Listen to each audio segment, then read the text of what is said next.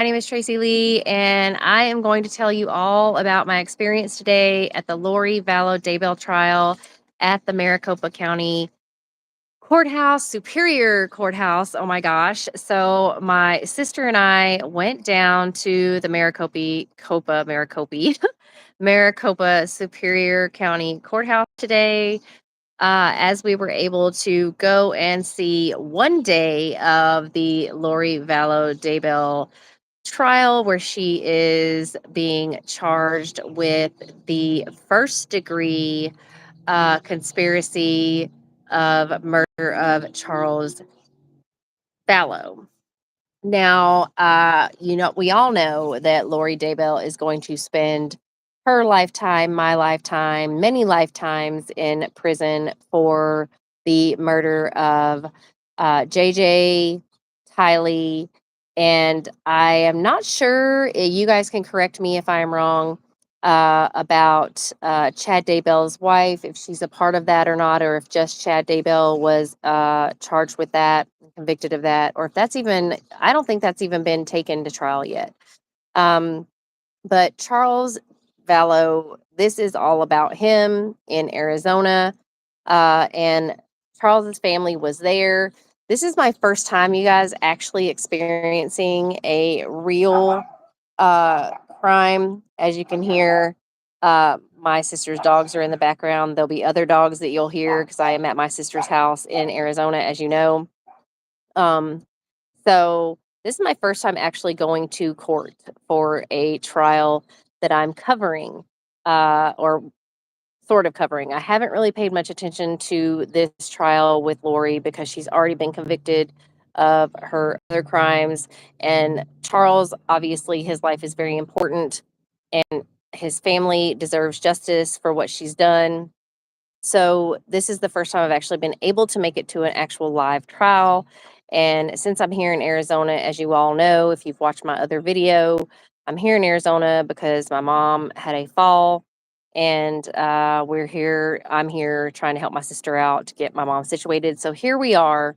I got to go to this trial, and we are at the closing argument stage of this trial. So I'm out here at my sister's backyard, and so I wanted to share with you guys this experience since I got to go.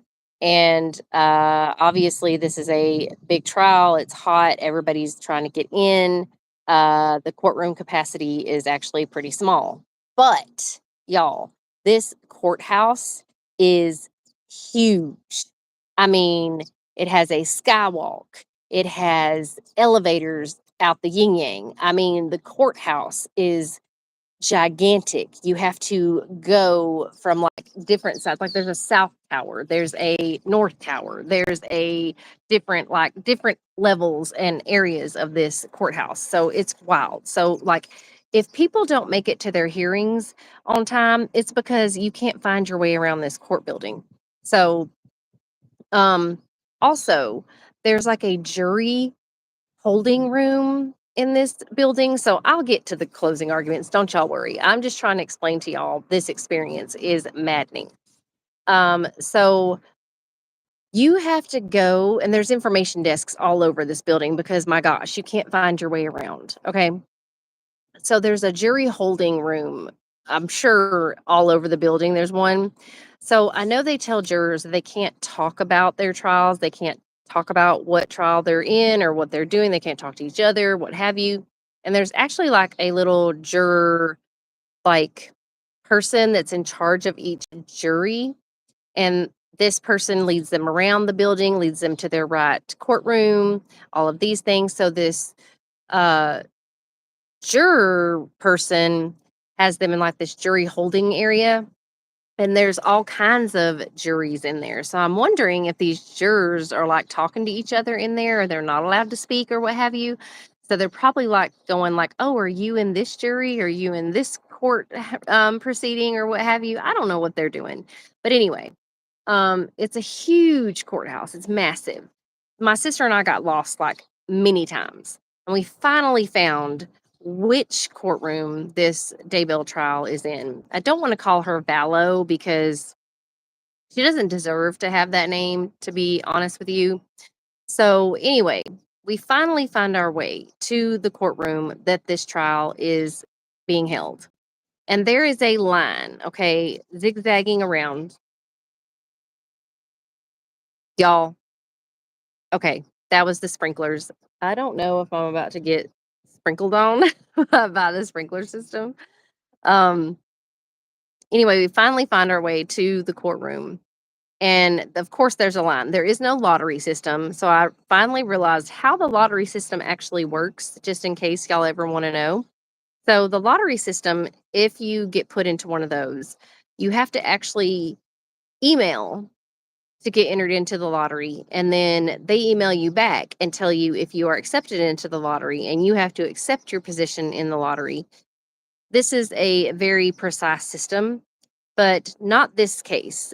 This judge is just first come, first serve basis.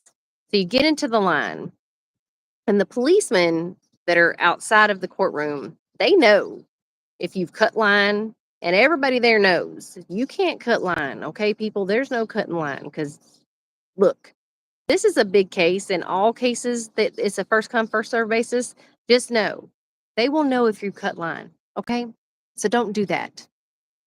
Uh, Also, there's no pictures, there's no video, there's none of that shenanigans, okay? And they will know if you've done it. People will tell on you. So don't do that because you will get kicked out of the courtroom, get kicked out of the courthouse, get kicked out of all the things. So don't do that, okay? You will, there's court etiquette, so do not do that. So we did not get in to the first part of the trial. The courtroom. Okay. And also know this, that just because you get let into the first part and they take a break or a recess or whatever, you do not, that does not mean you're going to get let into the second part. So God is good because we did not get let into the first part. And that's okay because we did get let into the second part, which was good because the first portion, Lori decided to dilly dally around. She was trying to allow evidence in that wasn't evidence, that wasn't allowed into the actual trial portion to begin with. So the judge was able to actually give jury instructions in the part that we were not allowed into, which was totally fine because we were allowed into the second part of the closing argument piece of the day. And that was awesome because we did get to sit in front of the media portion, which now I know, y'all, how to get a media pass, which is important because you just have to sign up through the judge's assistant. Not really sure. I guess it's the clerk. You just have to submit with your headshot, which I do know I don't look a lot like my headshot, but you just submit with the judge's assistant and you ask for a media pass, and you may or may not get accepted, but you can get a media pass. So I can get one of those, you guys, possibly for a trial that I want to go to. And the media gets to go in first after the family. Yay! So when you go in, you get a seat. And just because you go with your friend does not mean that you and your friend will get to sit together, but you get a seat. Now, let me tell y'all about these closing arguments.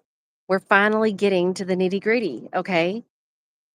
So, the prosecutor begins her closing arguments, you guys. And these closing arguments, let me just tell you, went on for 90 minutes. 90 minutes. I'm not lying. Not lying about that, y'all. Ask anybody that was there. So, let me go back a little bit. I actually got to meet some really cool people while I was waiting. And because not everybody got to go in, I also got this really cool bracelet from people that were at the trial and waiting. These say justice for Tally, JJ, and Charles that were made by JJ's grandmother. This is really cool. They were handing them out while we were waiting. It's really nice. So I just want y'all to know that. And I also got to meet some new subscribers. I'm so excited about that. This lady named Jennifer, she's from Idaho, and she was all the way down here for the trial, which is really cool. She was also in Idaho for the trials. It's really so cool. So I got to meet some cool people, which is awesome. So I hope I get to go to more trials. So let's get back to the closing arguments. So the prosecuting attorney gave her closing arguments. Yes, that's what I'm going to say about that. But my goal was to see the jurors. So the jurors, you guys, this is very important. The jurors were 11, 12 men, 11 men, 12 men, and 2 women. 12 men and 2 women, y'all. Uh, 12 of the men were white. 11 of the men were white, and 3 others were others. I don't want to assume what their uh, ethnicities were. They could have been Hispanic, they could have been something else. But anyway, um, so as I'm watching these jurors while the prosecutor is giving her closing argument, one of the jurors on the end, because like I said, 12 men, 2 women, uh, one of the male jurors was looking down a lot, picking his fingernails, putting his hands in his pockets, looking down like almost the entire time. Another juror, one of the jurors was sitting up, looked like he was paying close attention. Another juror was looked like he was taking notes. He had his notebook open. And then another juror was sitting there with his arms folded a lot of the time. Another juror looked like he was staring straight ahead. There was a projector screen that was sitting down, and he was staring straight ahead at the projector screen. There wasn't much on the projector screen. It was off and on kind of stuff on there, but when the projector screen had nothing on it, he was staring straight at the projector screen. So I don't know what that tells you. Um, Another couple of guys were like not really paying attention at all. But again, I will say the prosecutor was getting kind of redundant during her closing argument. And also, she was going over the information like when the judge goes over uh, his jury instructions, how the prosecutor has to go over the difference between circumstantial and hard evidence. Basically, she has to go over the difference between that, and she also has to go over what the charges are and that stuff. The jury was gone. They were like not interested. They were blank. They were not wanting to hear any of that. So the information she was giving, they were not there for.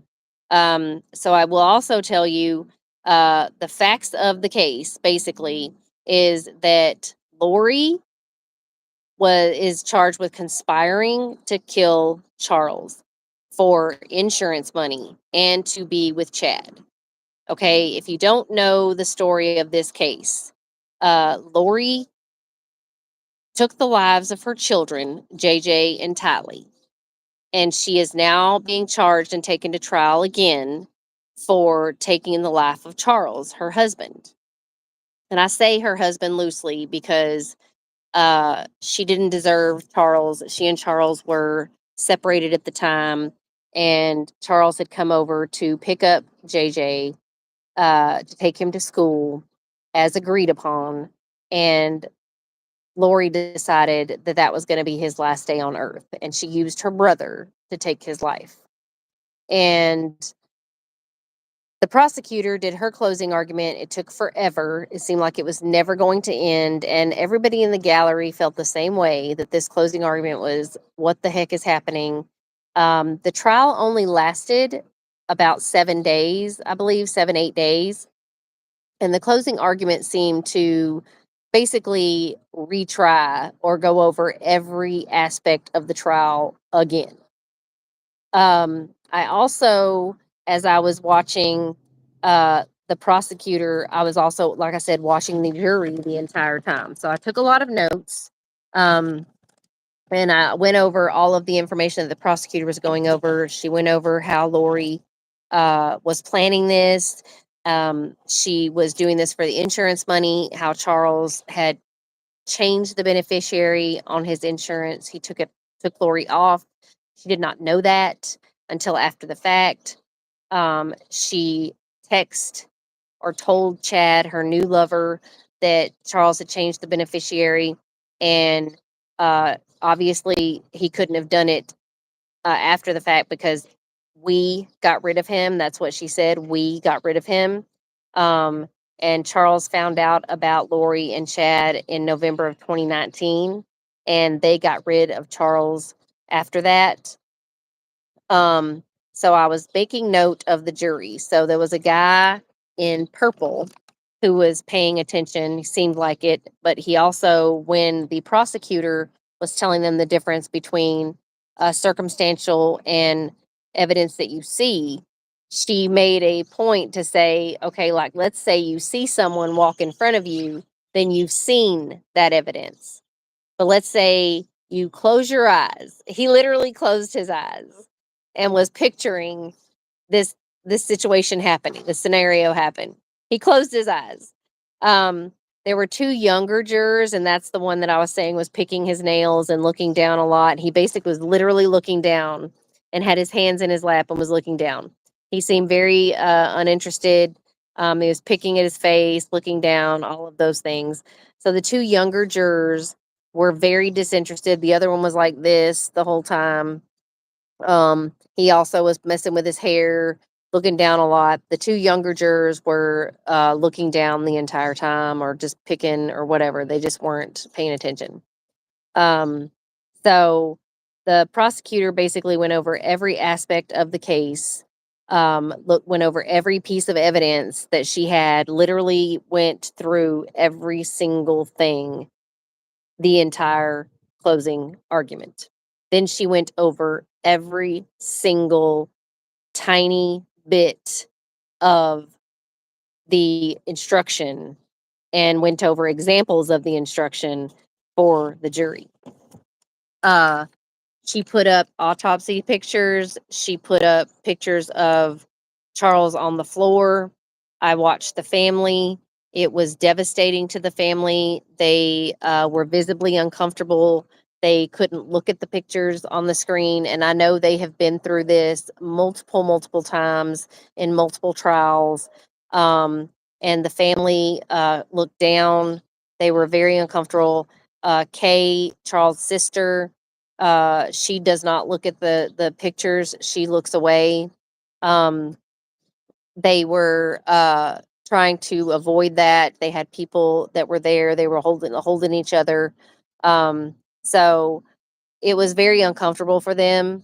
Then the prosecutor she finally had the judge finally had to say, look, how much more time do you have, because we need to take a break. So she finally wrapped up her closing. Lori gets up and does her closing argument. The jurors sat up a little bit and paid a little more attention to her. But she basically went on and on about how this was self defense. She was saying how the prosecution had to prove their case and that they had to prove how this was not self defense. She basically did a lot of bullet pointing of her closing argument. Then she tried to get into a lot of feeling and emotion. And then she tried to kind of sort of testify in her closing argument. And the prosecution nipped that in the bud pretty quickly. And they objected a lot to her closing argument. And the judge had to strike a good bit of her 15-minute closing argument. She did not speak a lot in her closing argument. She had to have a lot of her closing argument stricken. There was one juror in her closing argument that kept his arms folded during her entire closing argument, and he looked very annoyed. I can just tell y'all, if I were a juror, I would not be able to keep a straight face through a lot of this, because my face tells everything. I was even in the gallery just looking at the jurors and looking at the family and just listening to her talk. My face was probably giving away everything, and just trying to look, just listening to her, looking at the faces of the jurors and trying to look at their movements. I was just like, I mean, my mouth was probably open the most of the time because I was just like, you know. So, and then just listening to the prosecution object and watching the judge say that will be strict, just strike that, strike that, strike that, because she was trying to testify during her closing argument and trying to say how Charles was her husband and talking about the kids. And it really is hurtful to hear her talk about the children, especially when she took their lives, and also how she was a part of taking Charles's life. And knowing that Alex is the one who took Charles's life, um, it was hard to hear this entire trial and the closing arguments when Alex is no longer here either.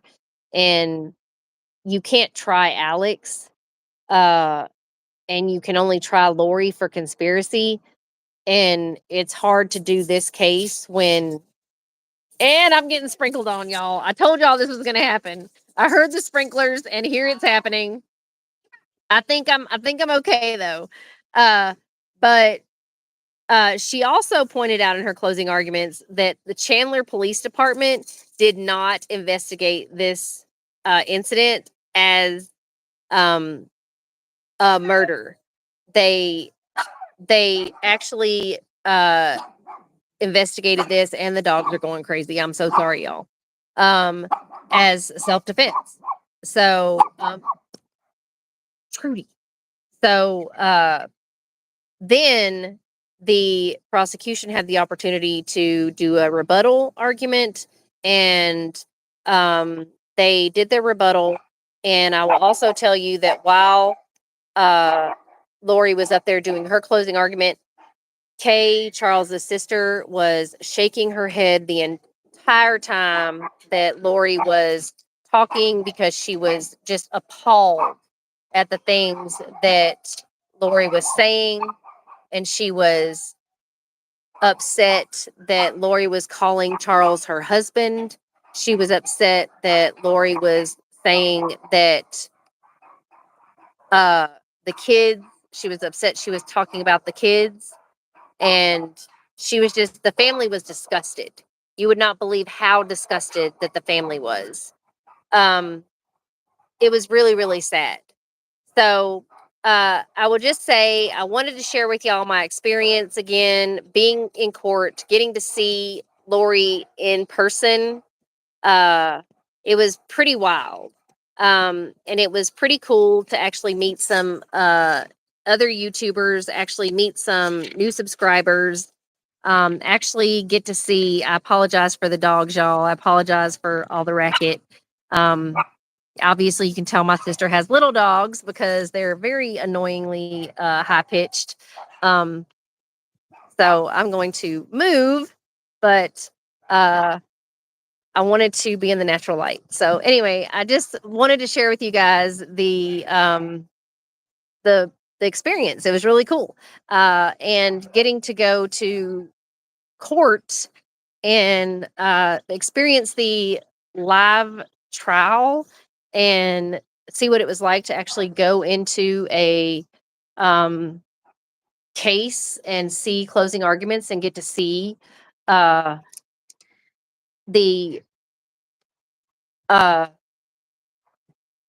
things happen in real life, and get to see what it's like. And then we are on verdict watch. So the jury decided after it was all said and done that they didn't want to stick around and didn't want to do uh, jury deliberations today. They decided they wanted to go home.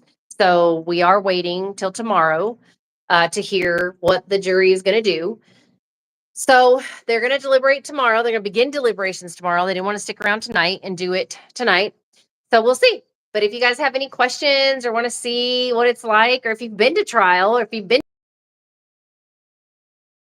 to hear about it, I want to hear what your experiences are. So let me know.